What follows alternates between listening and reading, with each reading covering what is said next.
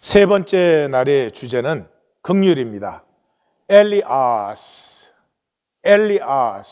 멀시라는 단어예요. 긍휼은 간단합니다. 가슴이 아픈 거예요. 가슴이 아픈 것은 하나된 생명의 증거예요. 그러니까 사랑하면 반드시 가슴이 아파요.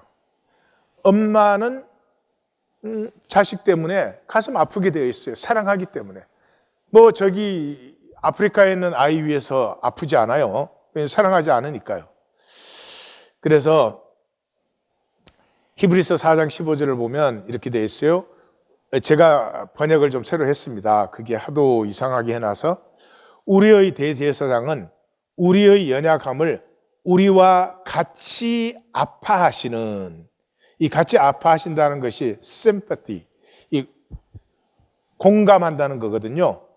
숨파테이오 그런 단어입니다. 숨파테이오, 함께 느낀다, 함께 아파하는 이시여서 우리의 모든 일에 똑같이 시험을 받으셨으나 죄는 없으시니라. 그러니까 똑같이 시험 받았다는 것은 우리와 똑같이 약해지셨다는 거예요. 약해지셨다는 것이 뭐예요? 아파지는 거예요. 이 사랑의 증거죠. 그러니까 이 함께 아파하심이 없으면 십자가의 사랑이 아무런 의미가 없겠죠. 엄마는 자식이 잘 돼도 아파요. 자식이 잘 돼도 아파요. 저것이 저렇게 하느라고 얼마나 고생을 했는데, 얼마나 밤잠을 못 잤는데, 그리고 잘 돼도 가슴이 아파요. 그게 사랑의 증거예요. 그래서 우리는 혈육에 연약한 존재들이거든요. 우리 죄인들이죠. 죄의 존재예요.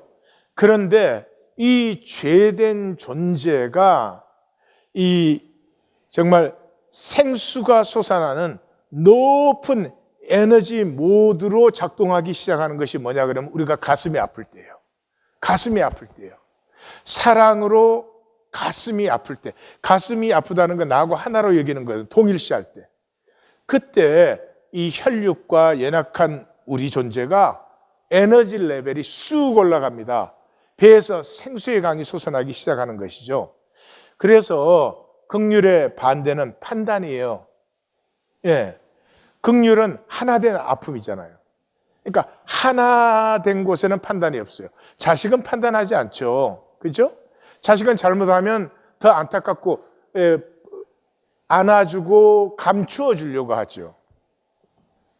그래서 판단은 단절의 중심 행위예요. 그래서 남의 자식은 판단하잖아요. 그래서 산상수훈의 결론이 뭐로 시작돼요? 우리는 비판하지 말라 이렇게 번역을 해놔서 나 참 뭐를 비판하지 말라는 건지 모르겠는데, 그게 그 영어 번역으로 보시면 judge not that ye be judged 그렇게 돼 있어요. judge예요, judge. 판단이에요, 판단. 이 판단한다는 것은 굉장히 낮은 에너지 모드입니다. 이 판단하는 사람은 피하고 유리하고 자기 성 쌓고 지키기밖에 못해요. 왜 남을 판단해요? 자기를 지키기 위해서 하는 거죠. 그래서 항상 근심과 불용과 두려움을 면할 수가 없죠.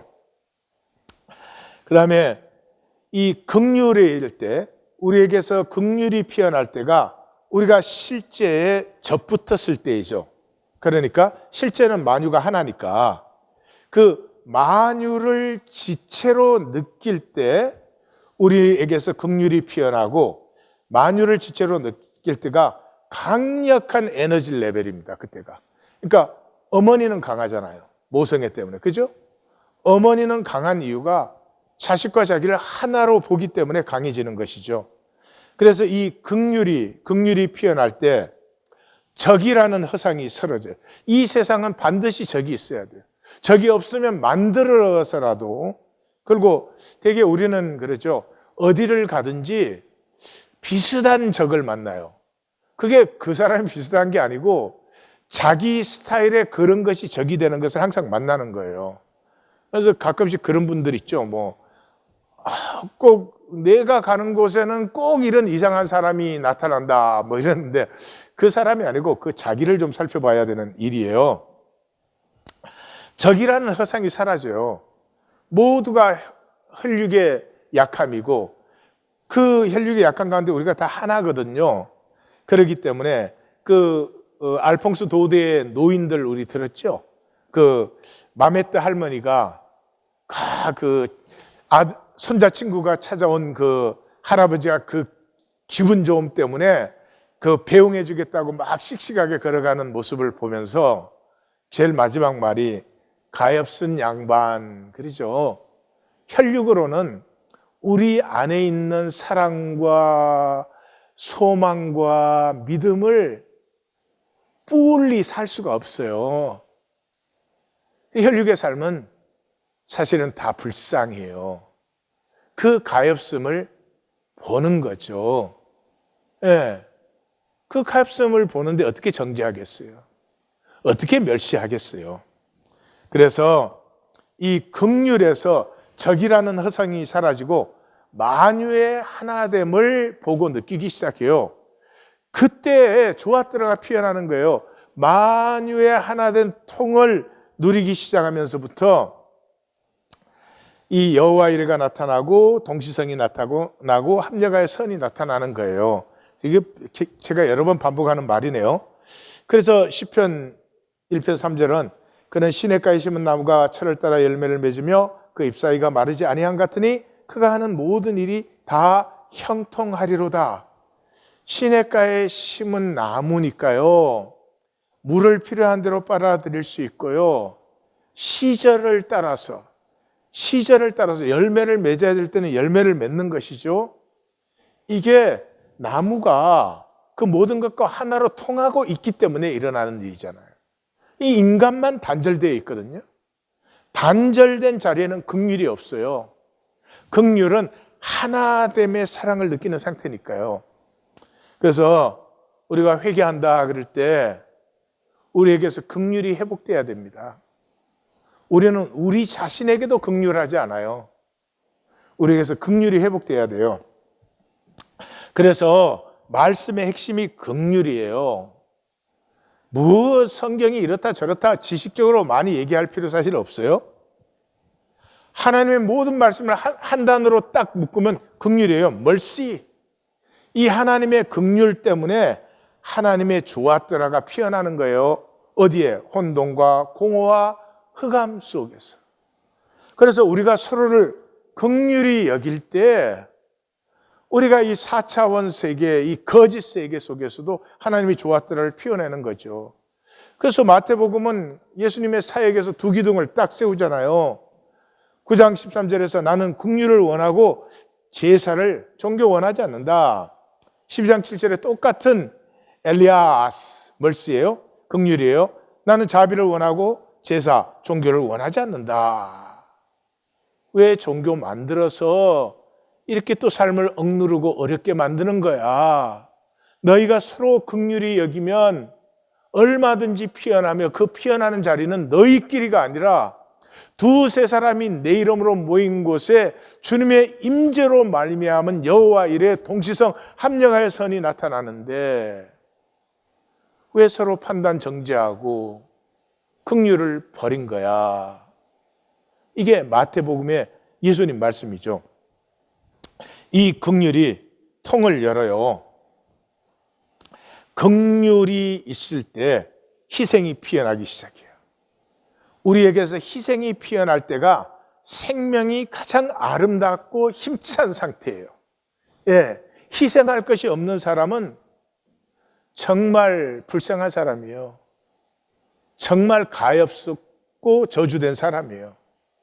희생할 것이 없는 사람이 뭐 하겠어요? 그냥 자기 지키기 뿐이에요. 자기 지키기. 예. 그래서 이 성령이 오셔서 통하게 되면서 어떤 일이 일어났죠? 사도행전 2장에 믿는 사람이 다 함께 있어 모든 물건을 서로 통용하고 또 재산과 소유를 팔아 각 사람의 필요를 따라 나눠주며, 이 4차원 세계에 속한 사람은 이런 말씀 보면은 이 옛날 얘기 듣는 것 같아요. 이게 전혀 실제로 느껴지지 않아요. 왜냐하면 4차원에 속한 혈과 육에는 이런 실제가 있을 수가 없기 때문에요. 그러나 이 얼마나 놀라운 일이에요. 이 세상 속에서 사는데 이 세상 속에 사는 사람들은 소유의 허상에 다 중독되어 있거든요. 소유의 허상에 중독되어 있거든요. 아무것도 소유할 수 없어요, 현상세계는. 그런데 그걸 소유하겠다고, 자기 자신도 소유를 못하는데 소유하겠다고 평생을 몸부림치던 사람들이 거기에서 자유해져서 함께 손을 잡은 나그네들로, 이 짧은 세상, 이 한 생에 함께 손을 잡고 아픈 세상을 더불어 지나가는 이런 길벗들이 되는 것이죠. 예? 아무리 내 마음대로가 중요해도, 예? 이 4차원 세계 우리 혈육으로 사는 우리 모두가 아무리 내 마음대로에 중독이 되어 있고 아무리 우리 욕심 채우는 데 중독되어 있다고 해도 한번 체험해 보고 싶지 않으세요? 이 소유의 허상에서 자유해져서 내 곁에 모든 사람들과 하늘과 땅과 자연과 함께 길벗이 되어서 사도 바울 같은 고백을 한번 해보면서 나는 일체의 자족함을 배웠노라 이러면서 한번 살아보는 걸 원하지 않으세요? 그 채우지도 못한 욕심 채우려고 끝끝내 껍질 속에 갇혀서 한 알 그대로 끝나야 되겠습니까? 이 말씀의 원리로 회복된 하나님의 몸을 이루어요, 긍휼이. 이 하나님의 창조는 이런 어떤 조직과 체계가 아니고 몸이라고 성경은 그러잖아요. 몸. 그 몸이라는 말이 뭐냐 그러면 무한 차원의 신비라는 거예요. 몸은 무한 차원의 신비지요. 여러 번 말했으니까 얘기하지 않겠습니다. 우리가 한번 영상 봤지요. 죽은 아기도 살려내잖아요. 무엇이? 그 어머니의 사랑이. 예요. 사랑은 4차원에 갇힐 수가 없으니까요. 의사가 2번이나 죽었다고 분명히 말해요. 간호원들이 이제는 끝났다고 얘기를 해요. 그 4차원의 그 분명한 진실이죠. 그죠? 그러나 엄마의 사랑은 그 4차원의 한계에서 끝날 수가 없어요. 그래서 무한차원은 죽은 생명도 살려내는 것이죠. 이것이 뭐예요? 우리가 한 몸이 되었을 때. 한 몸이 되었을 때. 그래서 우리가 죽어도 생명의 부활. 안 믿는 자는 심판의 부활로 나오죠.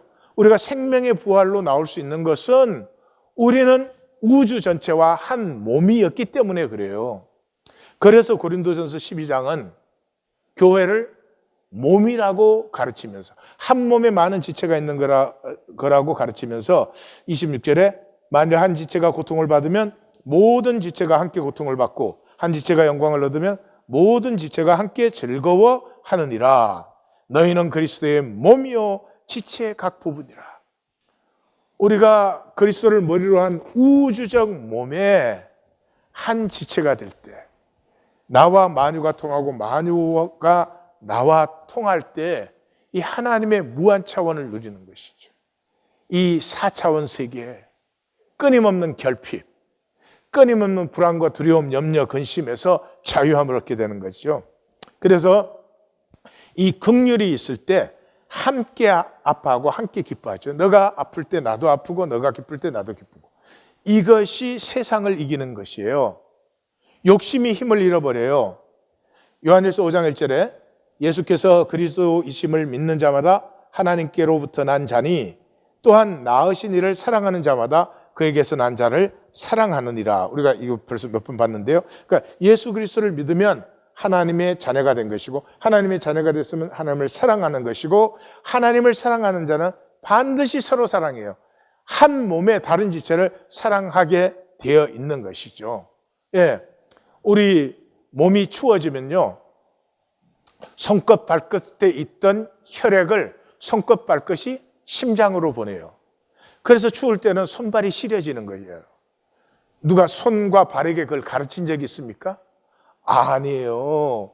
한 몸이기 때문에 무한 차원의 신비가 그렇게 역사하는 것이죠. 그래서 우리가 하나님의 무한 차원에 참여하는 하나님의 몸된 존재라면 이런 서로 사랑을 분명히 서로 주고받고 누리고 살게 되어 있는 것이죠. 그리고 4절에서는 무릇 하나님께로 난 자마다 세상을 이기느니라. 세상을 이기는 승리는 이것이니 우리의 믿음이다. 그러니까 앞에서 그리스도를 믿으면 우리가 서로 사랑한다 그랬죠. 그러니까 세상을 이기는 사람들이 누구냐? 그 우리의 믿음을 갖고 있는 사람들이죠. 그러니까 이 믿음을 갖고 있는 사람은 뭐라 그랬어요? 지체를 서로 사랑한다고 했죠. 이 한몸됨이 세상을 이기는 것이죠. 이 한몸됨의 열쇠가 뭐죠? 긍휼입니다. 긍휼이 없으면 지체가 될 수 없고 생명의 통이 일어날 수 없어요. 내게 긍휼이 있는가? 점검해야 됩니다. 나는 형제와 자매를 볼 때, 이 세상을 볼 때 긍휼이 있는가? 이 마귀가 통치하는 세상에 혈육으로 사는 것이 얼마나 아프고 힘든 일입니까? 1820 셀은 세상에서는 이 긍휼을 나눌 수 없어요. 그대로 그냥 먹잇감이 되고 맙니다. 이것이 장성해서 세상을 이기는 능력이 될 때까지는 모판에서 가꾸어져야 돼요. 그게 1820 셀이에요. 적어도 1820 셀에서는 세상의 삶에서 천국의 삶으로 들어온 사람 또는 들어가기를 원하는 사람들이 함께 모여서 긍휼을 억누르는 세상, 긍휼을 파괴시켜버리는 세상 속에서 서로의 긍휼을 가꾸어주고 격려하고 피어나게 해주는 것이에요. 아픈 만큼 세상을 품은 것이며 품은 만큼 이겼고 나의 유업이 된 것이에요. 세상과 마귀는 아픔을 저주라고 속여요. 아프면 지는 것이라고 속여요. 그래서 우리를 넘시켜놨어요. 마취시켜놨어요. 그게 넘돼 있으니까, 마취가 돼 있으니까 아무것도 못 누려요. 하루하루를 그렇게 치열하게 살면서도 그 치열하게 사는 자기 생명을 못 느낀다니까요. 그 생명이 만나는 하늘과 땅과 이 모든 상황을 하나도 못 누려요. 그냥 마취되어 있어요. 오로파일렛으로 기계가 돌아가듯이 돌아가죠. 그런데 생명은 아픔이 저주가 아니고요. 아픔에서 하나가 되고 여기에서 진정한 용기가 솟아났죠. 너 때문에 내가 아프다면, 나 때문에 너가 아프다면 분명히 우리는 하나예요. 하나로 통하고 있는 것이죠. 그때 우리는 마귀가 통치하는 거짓 세상의 아픔과 어떤 속임도 이겨낼 수 있는 세상을 이기는 믿음이 여기서 피어나는 것입니다. 주님, 우리의 긍휼을 회복시켜 주시옵소서. 사랑하는 주님,